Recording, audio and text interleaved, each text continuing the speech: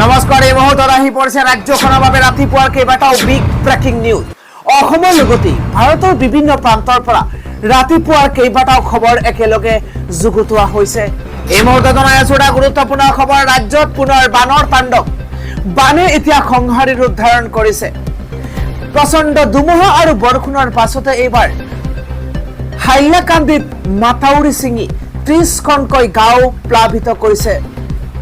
জনাই আছো এটা ডাঙৰ খবৰ, কিয়নো হাইলাকান্দিত এইবাৰ বানে চলাইছে সংহাৰী ৰূপ। বিপদ সীমাৰ ওপৰেৰে বাগৰিছে পানী। ৩০খনকৈ গাঁও এতিয়া বানৰ কবলত পৰিছে হাইলাকান্দিত। পৰৱৰ্তী খবৰ, বানৰ মাজতে বানপীড়িতৰ এইবাৰ প্ৰতিবাদ। চৰকাৰী বিদ্যালয়ত আশ্ৰয় লবলৈ নিদিয়াক লৈ এতিয়া উত্তপ্ত পৰিস্থিতিৰ সূচনা হৈছে। এটা ডাঙৰ খবৰ জনাইছো, বানৰ মাজতে বানপীড়িতৰ প্ৰতিবাদ সাব্যস্ত কৰিছে, কিয়নো চৰকাৰী স্কুলত আশ্ৰয় লবলৈ নিদিয়াক লৈ এতিয়া উত্তপ্ত পৰিস্থিতিৰ সৃষ্টি কৰিছে বানপীড়িত জনতাই। নিশা ভয়ংকৰ হাৰত বৃদ্ধি পাইছে বানপানী। শিলচৰ চহৰৰ কালিবাৰিছৰ অঞ্চলত প্ৰৱেশ কৰিছে বৰাক নদীৰ পানী। বিভিন্ন স্কুল কলেজত আশ্ৰয় লৈছে এইবাৰ বন্যাৰ্ত লোকে। একাংশ বিদ্যালয়ত আশ্ৰয় লবলৈ নিদিয়াক লৈ চেন্ট্ৰেল ৰোড এলেকাত উত্তপ্ত পৰিস্থিতিৰ সৃষ্টি হৈছে। কৰদাতিৰ ওপৰত প্ৰহাৰ কৰাৰ গুৰুতৰ অভিযোগ উত্থাপন হৈছে আৰু বানৰ কবলত পৰি এতিয়া চৰকাৰী কলেজ স্কুলত এইবাৰ বানপীড়িতই আশ্ৰয় লোৱাৰ পিছতেই এইবাৰ উত্তপ্ত পৰিস্থিতিৰ সূচনা হৈছে, কিয়নো সেইসকল জনতাক চৰকাৰী স্কুলত আশ্ৰয় নিদিয়াক কেন্দ্ৰ কৰি এক উত্তপ্ত পৰিস্থিতিৰ সৃষ্টি হৈছে চেন্ট্ৰেল ৰোডত। একাংশ বিদ্যালয়ত আশ্ৰয় লবলৈ নিদিয়াক লৈ এই ধৰণৰ পৰিস্থিতিৰ সূচনা হৈছে। বিভিন্ন স্কুল কলেজত আশ্ৰয় লৈছে বন্যাৰ্ত লোকে। শিলচৰ চহৰৰ কালিবাৰিছৰ অঞ্চলত প্ৰৱেশ কৰিছে বৰাক নদীৰ পানীয়ে। নিশা এক ভয়াৱহ হাৰত বৃদ্ধি পাইছে বানপানী। পৰৱৰ্তী খবৰ, বৰাক উপত্যকাৰ ৩ জিলাৰ শিক্ষাৰ্থীৰ বাবে আছে এটা ডাঙৰ খবৰ, কিয়নো বৰাক উপত্যকাৰ ৩খনকৈ জিলাৰ শিক্ষাৰ্থীৰ বাবে ডাঙৰ ঘোষণা। ৩১ মে পৰ্যন্ত বন্ধ থাকিব ৩খনকৈ জিলাৰ সকলো বিদ্যালয় শিক্ষা প্ৰতিষ্ঠান। ভয়ংকৰ বান পৰিস্থিতিৰ প্ৰতি লক্ষ্য ৰাখি এই ডাঙৰ ঘোষণা কৰা হৈছে। বিদ্যালয় বন্ধৰ ঘোষণা কৰা হৈছে। অৱশ্য ষান্মাসিক আৰু কম্পাৰ্টমেণ্টেল পৰীক্ষাসমূহ সূচীমতেই অনুষ্ঠিত হ'ব বুলি ঘোষণা কৰা হৈছে, কিয়নো কাছাৰ কৰিমগঞ্জত এইবাৰ বানে সংহাৰী ৰূপ ধাৰণ কৰিছে। বাটপথ এতিয়া জৰাজীৰ্ণ হৈ পৰিছে। যাতায়াত ব্যৱস্থা সম্পূৰ্ণৰূপে ব্যাহত হৈ পৰিছে, যাৰ ফলস্বৰূপে এতিয়া বিদ্যালয় কলেজসমূহত এতিয়া শিক্ষাৰ্থীসকল অহা যোৱা যাতায়াত ব্যৱস্থা সম্পূৰ্ণৰূপে ব্যাহত হৈ পৰিছে, আৰু যাৰ প্ৰতি লক্ষ্য ৰাখি এতিয়া বিদ্যালয় বন্ধৰ ঘোষণা কৰা হৈছে। ৩১ মে পৰ্যন্ত বিদ্যালয় বন্ধ থাকিব। ৩খনকৈ জিলাৰ সকলো বিদ্যালয় শিক্ষা প্ৰতিষ্ঠান সম্পূৰ্ণৰূপে বন্ধৰ ঘোষণা কৰা হৈছে। আৰু এক ডাঙৰ খবৰ হৈছে, গুৱাহাটীত এক হৃদয় বিদাৰক ঘটনা সংঘটিত হৈছে। ভূমিস্খলনত শুই থকা অৱস্থাতে ২ বছৰীয়া শিশুৰ মৃত্যু হৈছে বুলি জানিব পৰা গৈছে। এয়া ভূমিস্খলনৰ এটা দৃশ্যাংশ দেখুৱাবলৈ চেষ্টা কৰিছো। গুৱাহাটী মহানগৰীত সংঘটিত হৈছে এক হৃদয় বিদাৰক এক মৰ্মান্তিক ঘটনা। এই ঘটনা সংঘটিত হৈছে মহানগৰীৰ লাল গণেশত। ভূমিস্খলনৰ ফলত সংঘটিত হৈছে এই হৃদয় বিদাৰক ঘটনা। ভূমিস্খলনৰ বাবে শুই থকা অৱস্থাতে ২ বছৰীয়া শিশুটিৰ মৃত্যু হৈছে বুলি জানিব পৰা গৈছে। লাল গণেশৰ কৃষ্ণনগৰত সংঘটিত হৈছে এই ভূমিস্খলনৰ ঘটনা।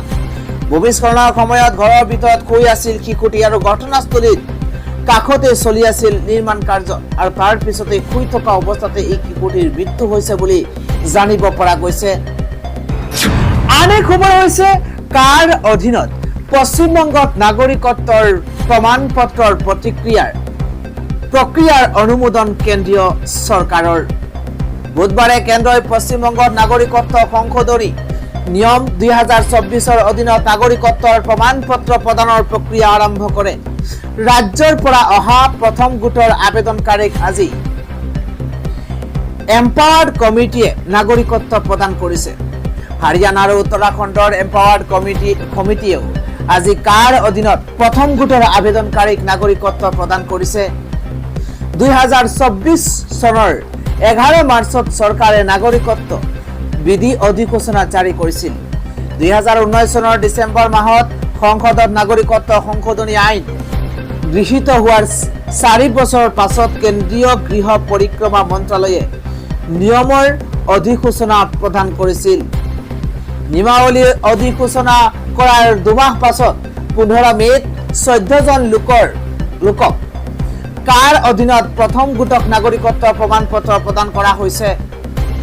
কাৰ 1955 চনৰ নাগৰিকত্ব আইন সংশোধন কৰি আফগানিস্তান, বাংলাদেশ, পাকিস্তানৰ পৰা অহা প্ৰব্ৰজনকাৰীসকলৰ বাবে ভাৰতীয় নাগৰিকত্বৰ দ্ৰুত পথ প্ৰদান কৰে, যিসকল হিন্দু, শিখ, জৈন, পাৰ্চী, বৌদ্ধ আৰু খ্ৰীষ্টান সম্প্ৰদায়ৰ অন্তৰ্গত আৰু যিসকলে ভাৰতৰ 2014 চনৰ 31 ডিচেম্বৰত প্ৰৱেশ কৰিছিল আৰু নিজৰ দেশত ধৰ্মীয় নিৰ্যাতনৰ সন্মুখীন হৈছিল।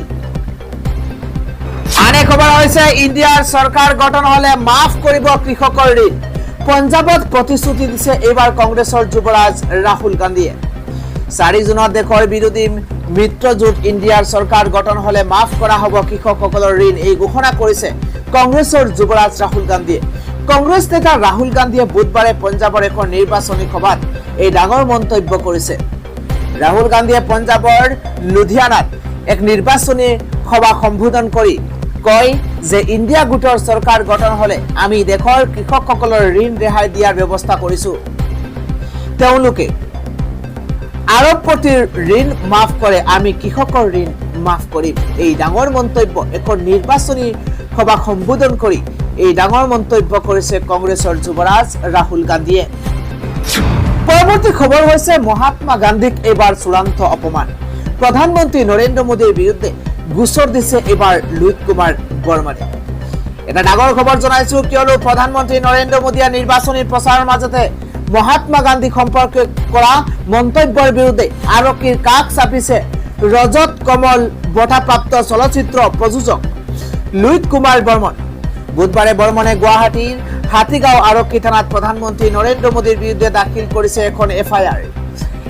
এফআইআৰত বৰ্মনে উল্লেখ কৰিছে যে প্ৰধানমন্ত্ৰী নৰেন্দ্ৰ মোদীয়ে নিৰ্বাচনী প্ৰচাৰত আমাৰ জাতিৰ পিতা মহাত্মা গান্ধীক তেওঁৰ ওপৰত নিৰ্মিত এখন চিনেমাৰ পাছতেই বিশ্বই জানিছে বুলি মন্তব্য কৰিছিল।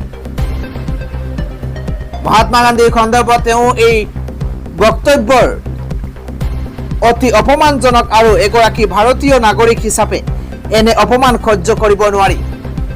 তেওঁক আমি জাতিৰ পিতা বুলি গণ্য কৰোঁ আৰু আমাক এই বিষয়ে বিদ্যালয়তো শিকোৱা হৈছে। ইয়াৰ উপৰি তেওঁ লিখিছে যে এজন নাগৰিক হিচাপে আমি মহাত্মা গান্ধীৰ অপমান সহ্য কৰিব নোৱাৰো। মহাত্মা গান্ধীৰ জীৱনতকৈ ডাঙৰ আৰু তেওঁক পৃথিৱীত পৰিচয় কৰাই দিবলৈ কোনো চিনেমাৰ প্ৰয়োজন নাই। মহাত্মা গান্ধীক এখন চিনেমাৰ সৈতে তুলনা কৰি নৰেন্দ্ৰ মোদী মহাত্মা গান্ধীৰ লগতে ভাৰতীয় জনতাক বদনাম কৰিছে।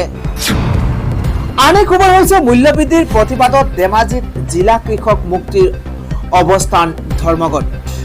এটা ডাঙৰ খবৰ, ঔষধকে ধৰি অত্যাৱশ্যকীয় সামগ্ৰীৰ মূল্যবৃদ্ধিৰ প্ৰতিবাদত বুধবাৰে ধেমাজি জিলা কৃষক মুক্তি সংগ্ৰাম সমিতিয়ে ধেমাজি কাছাৰী ময়দানৰ সমীপত প্ৰতিবাদী কাৰ্যসূচী গঢ়ি তুলিছে। পুৱাৰে পৰা পুৱা 11 বজাৰ পৰা বিয়লি 1 বজালৈকে 2 ঘণ্টীয়া এই অৱস্থান ধৰ্মঘটৰ কাৰ্যসূচী হাতত লৈছে। আন এক খবৰ, অনিৰ্দিষ্ট কাললৈ বন্ধ থাকিব লামডিং শিলচৰ পাহাৰ লাইনত ৰেলৰ চলাচল। পুনৰ অনিৰ্দিষ্ট কালৰ বাবে বন্ধ থাকিব লামডিং শিলচৰ ৰেলৰ পথ। উল্লেখযোগ্য যে খাগৰীয়া ঘূৰ্ণী ৰিমালৰ প্ৰভাৱত যোৱা 2 দিন ধৰি অহা প্ৰচণ্ড ধুমুহা বৰষুণৰ ফলত লামডিঙৰ পৰা আগৰতলা অভিমুখী বহুকেইখন ৰেল ইতিমধ্যে বাতিল কৰা হৈছে।